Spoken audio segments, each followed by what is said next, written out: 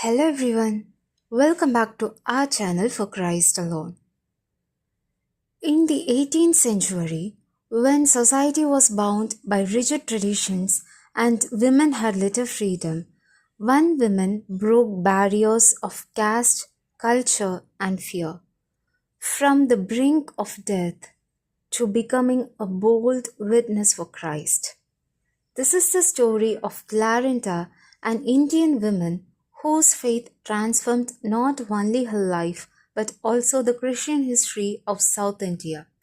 Clarinda, also known as Clorinda or Kokila, was born around 1746 in South India, the region of Tanjavur, then called Tanjore.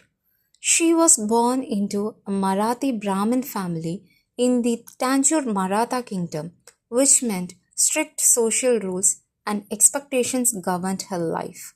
From a young age, she was trained in traditional customs with little opportunity for education or independence. According to common custom in those days, she was given in marriage early to a wealthy man of high rank in the royal court. But a short time later, her husband died, leaving her a widow. Kokila's life took a dramatic turn when she became a young widow. At that time, the cruel practice of sati, where a widow was expected to die on her husband's funeral pyre, was still present in some regions. Kokila was about to be forced into this fate, but at that critical moment, she was rescued by a British officer named Henry Littleton. After being rescued, Kokila moved to Palayamkottai, Tirunelveli with Henry Littleton when he transferred there in 1770 and came into contact with Christian teaching. Through the influence of missionaries, especially Christian Frederick Schwartz, she learned about the gospel. Moved deeply by the message of Christ's love and salvation, she accepted Christianity. She was baptized on March 3, 1778, taking the name Clarinda. This was a bold step. Accepting Christ at that time meant losing caste identity, facing social rejection, and breaking away from a past glorious life. Yet, she stood firm in her new faith. Clarinda became a strong supporter of Christian missions in Tirunelveli. She used her resources to support missionaries financially, help in spreading the gospel, and encourage new believers.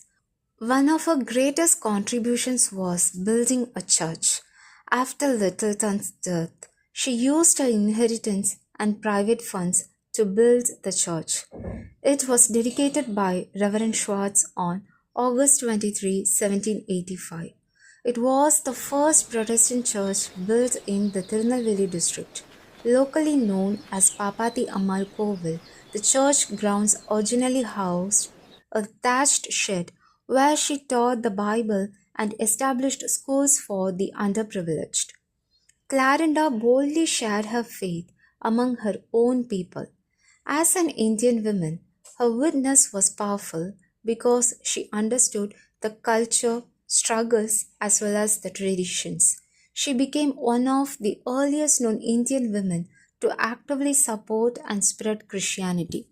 She took up the cause of the underprivileged, downtrodden, destitutes, widows, orphans, providing them the necessary support, aid, and education, particularly helping the uneducated poor women towards their empowerment. In this regard, she found ways to build on the shared ethical ideals of certain Hindu and Christian communities to improve the lives of Indian women even in that early semi unenlightened era.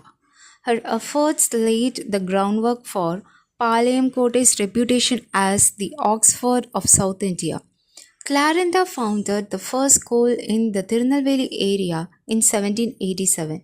It initially operated out of a thatched house in Palayamkottai and served children from various backgrounds.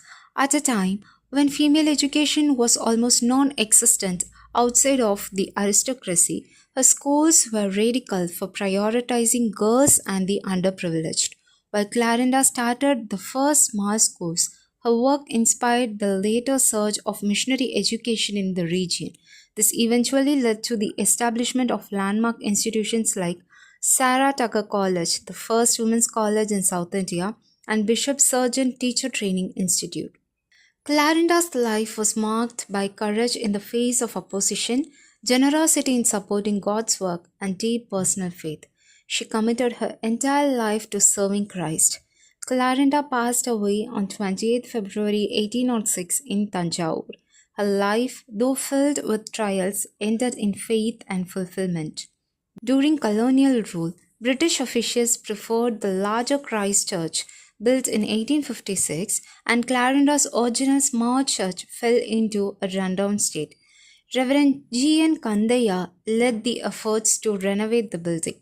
On August 24, 1959, the congregation celebrated the 174th anniversary of the church's original dedication, marking the resumption of regular services.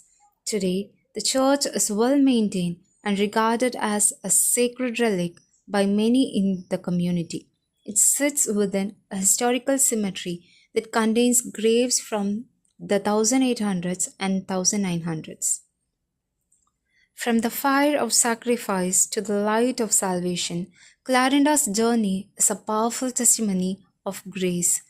Her story reminds us that even in the darkest moments, God can rewrite a life for His glory.